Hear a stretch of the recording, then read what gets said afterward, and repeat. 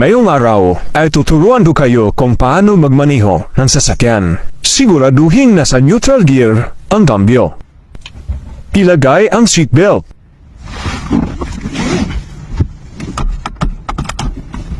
Kunin ang susi. Makikita ang susian sa bandang kanan sa likod ng manibela. At i-on ang kotse.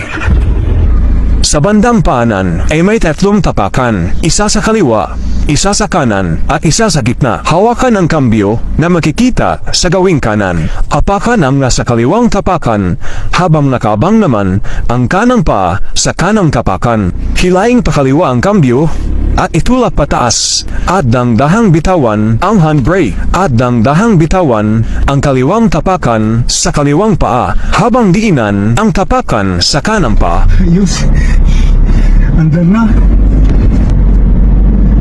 Ayos ah. Paano bumilis? Para bumilis, idiin mo pa ang tapakan sa kanan. Okay. Ang saya pala matutong mag-drive. Paano huminto? Magpreno? Para naman matutong magpreno, abangan ang part 2 ng video na ito next week. Thank you!